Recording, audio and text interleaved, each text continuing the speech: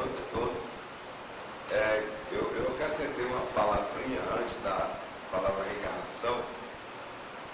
Aí a nossa amiga Cássia contou que o Alfredo falará sobre reencarnação.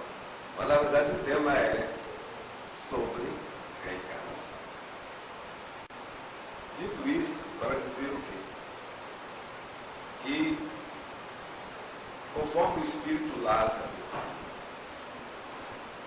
no Evangelho segundo o Espiritismo, uma mensagem psicografada à época de Kardec, ele disse que nós deveríamos estar atentos para a primeira palavra do alfabeto divino,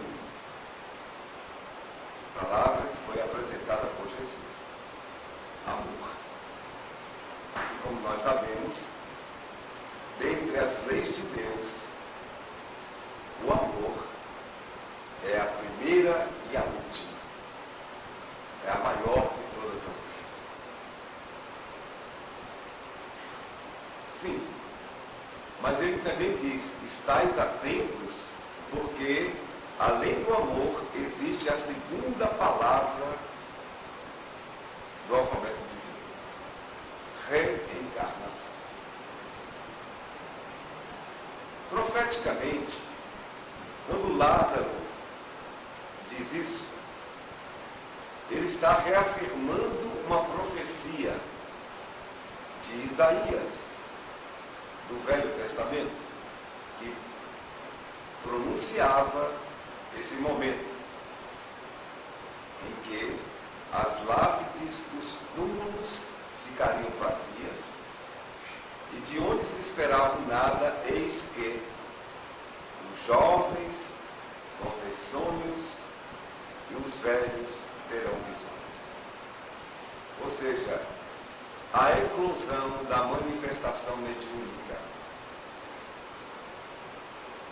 Um bebê recém-nascido e alguém que viva 100 anos, na atualidade, vai apresentar sinais desta percepção, que categoricamente recebeu o nome científico de mediunidade.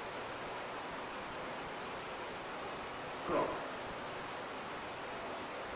Nós vamos buscar inspiração para falar desse assunto justamente no Espírito André Luiz, no livro Nos Domínios da Mediunidade, que é um livro muito estudado e agora muito esquecido do movimento espírita. Está muito apegado aos hábitos, às novidades, e o espiritismo cada dia mais vai ficando esquecido. Mas ali André Luiz, nesse livro, nos lembra o que está acontecendo conosco hoje, na atualidade. Os nossos conflitos, as nossas dificuldades. E nos apresenta ali, na atividade investigativa de médico do mundo espiritual, depois de uma experiência fracassada, mas depois de muita intenção boa, ele recebeu respaldo de Bezerra de Menezes para ser um dos instrutores da nossa realidade atual. E ali ele vai nos mostrando, para resgatar os seus próprios tempos, e quando nós reencarnamos, verificando ali os suplícios, as aflições nas reencarnações, doenças, dificuldades atrozes, desavenças, tudo que parece ser um caos nos relacionamentos, principalmente na família. E ali entra o espírito Humberto de Campos, ainda o nosso irmão X, no livro Ideias e Ilustrações, para dizermos o seguinte: que os nossos parentes de hoje são os nossos inimigos de ontem. A partir daí, fazendo a leitura reencarnatória, deveremos ter muito mais cuidado quando o Espiritismo nos diz que as pessoas que estão próximas, os familiares, parentes e aqueles amigos, aquelas pessoas da nossa convivência diária, são inimigos com os quais teremos que ressarcir nossas dívidas.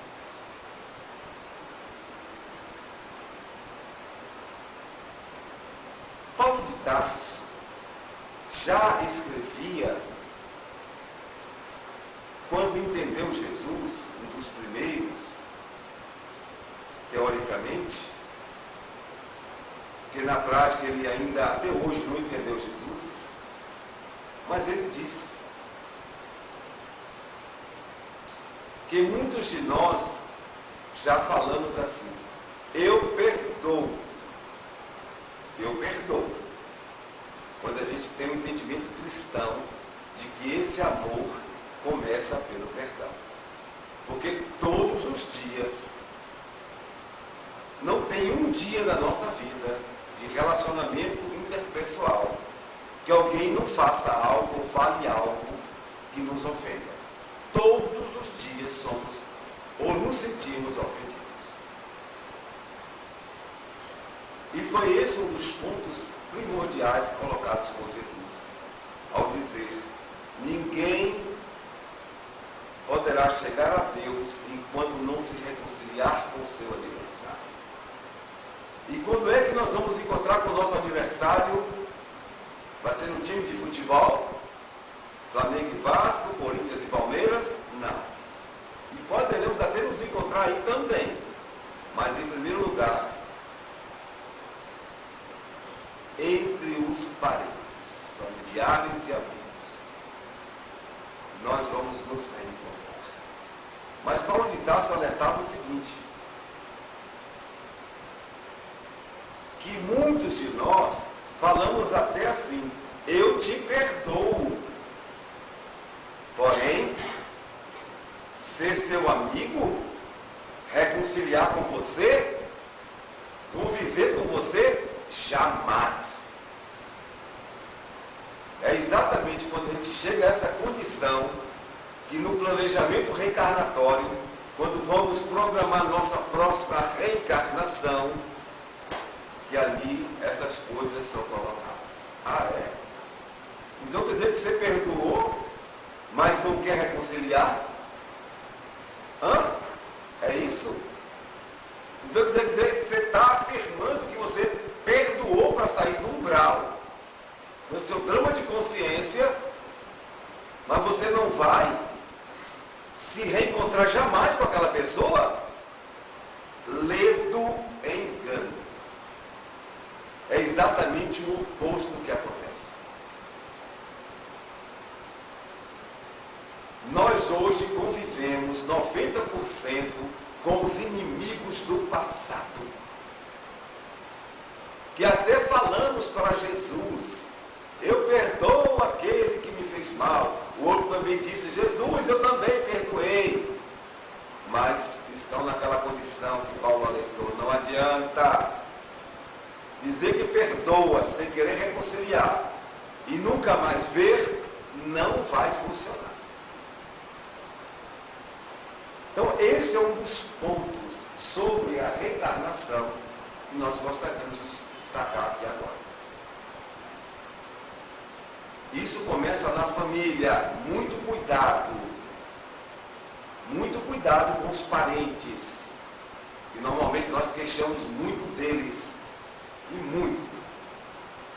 Esses parentes que nós queixamos e que queixam de nós também, são os inimigos que disseram que nos perdoaram, e que nós também dissemos a eles, no sufoco do umbral, que nós nos perdoaríamos, para sair daquela situação, daquela conivência infeliz.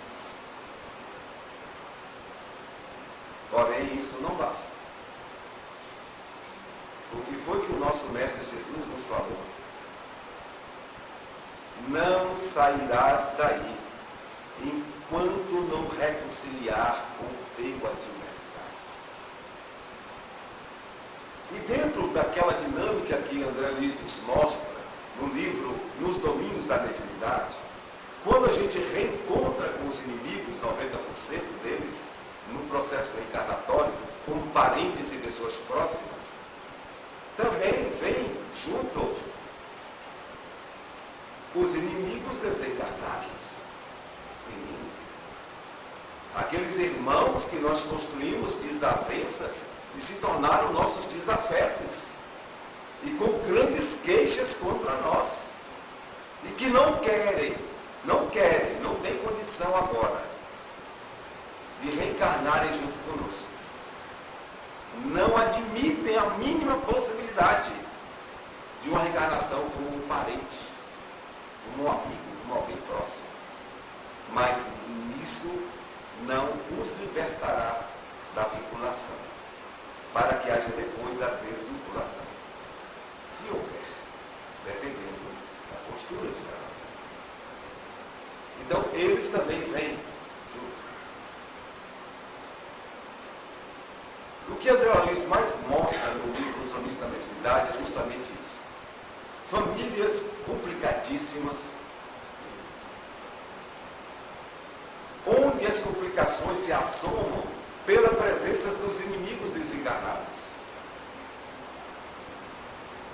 que vão se fortalecendo no processo da vingança e da adversidade, justamente na medida em que nós, como reconciliadores imediatos da reencarnação, assumindo a postura familiar, não estamos nos predispondo ao perdão, não aquele perdão falso que todo mundo pode dar, de boca para fora. Jesus combateu muito isso. Tanto que ele nunca aceitou, me perdoe. Jesus não aceitou isso. Não adianta falar que perdoa. Você vai provar que perdoou convivendo com o inimigo, o encarnado e o desencarnado. E aí, segundo o Evangelho Espírita, Deus permite que os adversários que não aceitaram a convivência próxima, mas que continuem próximos sem o corpo físico.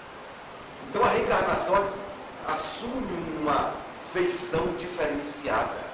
Você vai para o mesmo clã familiar, com os desafetos encarnados que aceitaram a proposta difícil, o sacrifício do perdão na convivência diária. Mas os outros desafetos que não aceitaram, com o direito que eles têm de fazê-lo, também têm a permissão de participarem da conjunção familiar. Entendam. Aí quando André Luiz, nos Domínios da Mediunidade, vai mostrando caso a caso das pesquisas, das consequências, ele vai mostrando isso. O porquê que aquilo não deu certo e tal. Só para citar algo, em um dos capítulos, por exemplo, ele mostra um senhor com doenças dificílimas, graves, que por todos os recursos médicos não se resolve. Mas aquilo acaba envolvendo todo mundo da família. A família dele em particular eram 4 filhos e uma filha. Os filhos também sofriam demasiadamente, mas estavam todos vivendo num clã, eram uma família. Depois de ver todo o sofrimento dos filhos, dos rapazes e da moça, finalmente veio um breve esclarecimento. Aquele homem que estava sofrendo, que nos causa compaixão, e deve nos causar sim. Toda vez que a gente vê alguém em processo pestilento, a gente tem que se enojar e se apiedar, sim, e não fugir. Lá estava aquele homem com aquele grande sofrimento que ninguém entendia por que esse homem está sofrendo. Naquela encarnação, ele não tinha feito nada que justificasse aquilo. Qualquer pesquisador dedicado poderia verificar que da sua reencarnação no primeiro dia até aqueles dias difíceis, ele não tivera feito coisa alguma que justificasse. Dá até margem para alguém blasfemar contra Deus. Por que, Senhor? Este homem está passando por isso. Ah, mas se não tivesse a chave da reencarnação, jamais poderíamos entender que é uma tolice blasfemar contra Deus. Porque não tem nada errado. Não existe nada errado no mundo. Ateus errados não estão errados. Estamos vivendo o nosso momento. Nós somos assim e pronto. Mas diante daquela família sofrida, André Luiz procurou inquirir, mas o que foi mesmo que gerou isso? Os Espíritos fizeram esclarecer. Este homem que está aqui se redimindo com a sua família e for abandonado com sua esposa e ficou com esses filhos, tem aí uma menina e 4 rapazes cuidando dele. Esses 4 rapazes foram comparsas dele.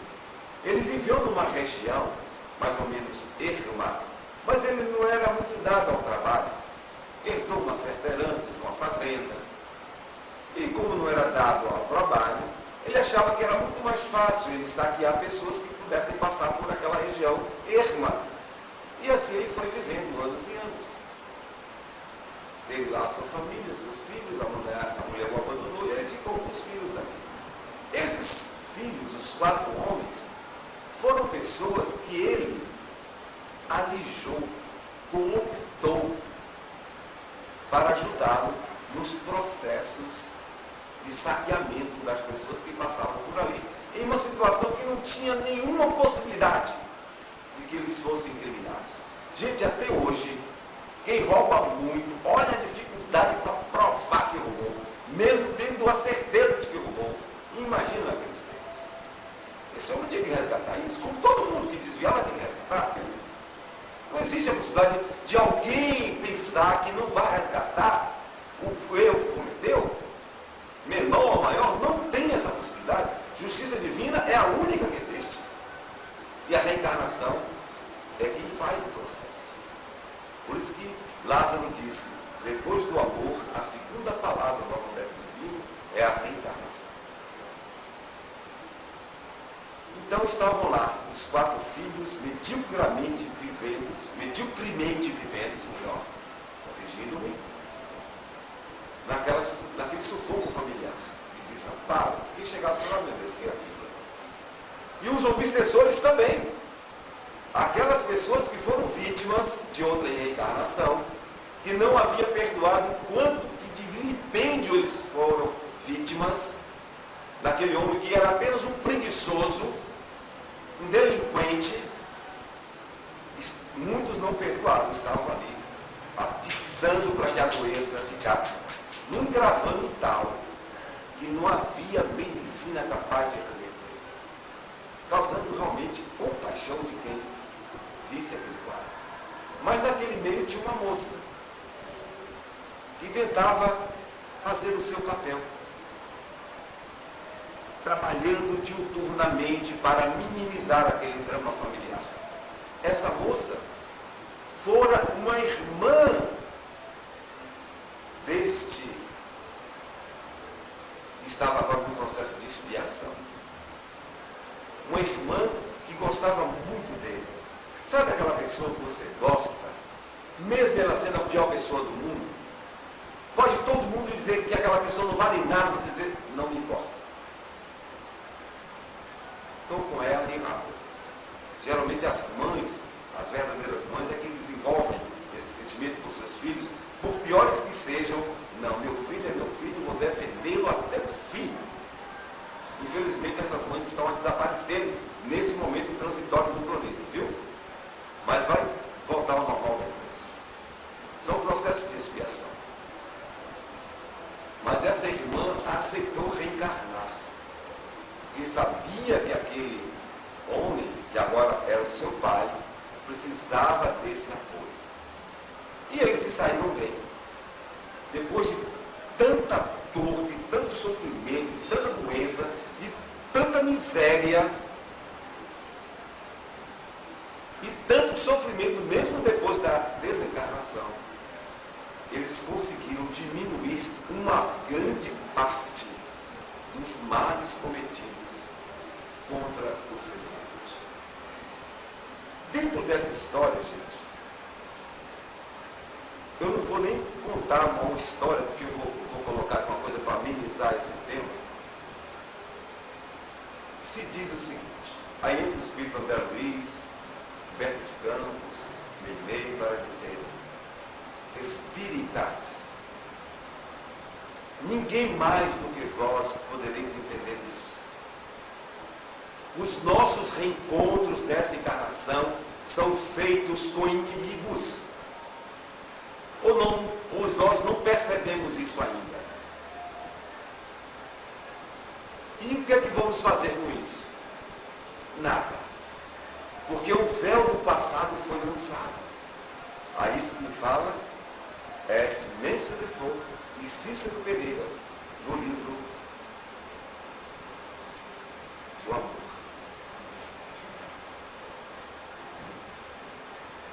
Para nos falar exatamente desse assunto. Que a gente tem que aprofundar agora.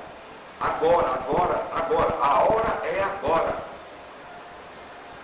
E vamos trabalhar com todas as forças de nossa alma para nos reconciliarmos com os nossos adversários. Não vamos complicar mais ainda o que já trouxemos complicado. Julgar,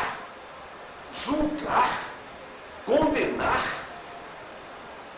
Como assim? Quem pode jogar pedra no outro aqui? Fala a verdade. Quem pode jogar pedra no irmão, na irmã, no pai, na mãe, no marido, na mulher, nos amigos? Quem pode? Quem está livre de erro, de pecado, para linchar moralmente quem quer que seja? Tem alguém aqui assim? Com certeza não tem. Com certeza não tem. Então, Hermes e Cícero pedem, por favor, espíritas, percebam o momento de vocês. São inimigos que se reencontraram, mas Jesus deu uma oportunidade de que vocês, através de uma agremiação espírita, que é respeitada pelo mundo externo, com o slogan fora da caridade não há salvação, que entendam que a primeira caridade a ser desenvolvida é o perdão, depois a tolerância, depois a compreensão, depois a indulgência e, por fim, o devotamento e a abnegação. Em que todos nós possamos dormir dizendo: eu não posso dizer que alguém é meu inimigo. Eu não posso deixar meu coração deitar-se numa cama e no travesseiro com ódio ou com raiva de quem quer que seja. Não é mais permitido isso para o espírita, ou alguém que se diga espírita. Ódio no meio espírita, jamais. Porque as outras pessoas inflamam ódio. O presidente inflama ódio, todo mundo inflama ódio, as religiões inflamam ódio, mas no ambiente espírita, não. Aqui não. Pode entrar aqui o pior criminoso do mundo, ele tem que ser acolhido como irmão, sem discriminação, sem preconceito. Eu tenho recebido muitas queixas de casas espíritas que estão se tornando elitizadas. Não aceito A, não aceito B, pobre aqui não entra, negro aqui não entra, prostituta aqui não entra, gay aqui não entra. Como é que é isso? É assim, é? Nós vamos ser os representantes de Jesus hoje desse jeito? Discriminando as pessoas, inclusive a nós próprios. Esquecemos a nossa origem, esquecemos algo que é importante, que é o véu do passado. Os espíritos protetores nos aconselham: cuidado, porque os espíritas, mais do que qualquer outra religião, receberam informações pelas vias mediúnicas sérias, Nós tivemos informações sobre aqueles pontos dos nossos crimes. E não foram poucos. E ainda assim a gente vai se fazer de moralista, de acusador. É essa a postura que nós vamos adotar? Pensemos muito nisso. Ou do contrário, é melhor que a gente deixe as lides espíritas. Mas não continuemos a dizer que somos espíritas cristãos com essas posturas. Que o resto do mundo seja assim. Donald Trump, Bolsonaro, Lula, qualquer um. Qualquer um. Que continue a ser assim. A fomentar o ódio no mundo. Mas aqui, na casa espírita, aqui nós vamos ser assim? Esse é que é o ponto que a gente tem que discutir nesse momento grave da humanidade. Eu mesmo já falei para várias pessoas. Se eu não conseguir tentar respeitar as pessoas como elas são, eu exijo que vocês me expulsem do movimento espírita. Exijo. Mas eu também não vou ficar aqui aceitando que a gente não tenha tolerância uns com os outros. Ontem tivemos uma aula memorável da turma do 3º ano do Oeste, falando justamente sobre o movimento espírita e sobre o centro espírita. O movimento espírita, ele deve lembrar-se de Bezerra de Menezes, da Federação Espírita que foi criada em 1884, antes da proclamação da República e antes da Lei Áurea ter sido promulgada pela Princesa Isabel. E daí por diante o movimento espírita tem feito vários trabalhos para dizer o seguinte: nós temos que cumprir regras. Nós estamos na sociedade, nós não somos clandestinos. Nós temos que cumprir as leis divinas e as leis civis. E a CEAMB, graças a Deus, é uma instituição que tem há pouco mais de 30 anos em nossa cidade, que vem tentando colocar em prática o projeto 1868 de Allan Kardec, onde pede exatamente esse cumprimento e pede que cursos regulares sejam feitos para que a gente tenha consciência do que é realmente o Espiritismo. E o centro espírita? Qual é o centro espírita? A gente está aqui para quê? Por que fundamos essas casas? E nos custou muita campanha, suor, dinheiro, e aí mesmo assim estão mal acabadas, mas estão funcionando. Aqui é uma oficina de trabalho. Aqui não é ambiente para discussão nem para desrespeito. Aqui é um local de trabalho. Só isso. Trabalho espiritual, trabalho social, trabalho promocional humano. Então não cabe, a espiritualidade está nos pedindo, especialmente aqui. O senhor Robertinho esteve conosco na nossa reunião, falando: meu filho, fale corajosamente sobre isso. Não permita que dentro do ambiente espírita as pessoas se desrespeitem. Que não use a palavra em qualquer ambiente para desrespeitar uns aos outros. Isso é o que é a reflexão da nossa sociedade espírita Albertino Magno. 30 e poucos anos de trabalho, e ficamos felizes essa semana porque nossas crianças lá que estamos programando o encerramento da atividade, do Educador de Esperança, mantido por esta casa na próxima sexta-feira. E ali as crianças pediram: tio, a gente gostaria de fazer uma votação para a gente escolher a música para cantar para os pais, que sempre as famílias são convidadas no final. Nossa, eu fiquei tão feliz com isso. Porque eu sou uma pessoa, Valfrido, sou acusado todos os dias de ser abusador da autoridade. Mas eu tenho uma autoridade de líder que eu tenho que exercer. Eu sei por que eu tenho que estar aqui. Eu tenho mil motivos para não estar aqui, mas eu estou.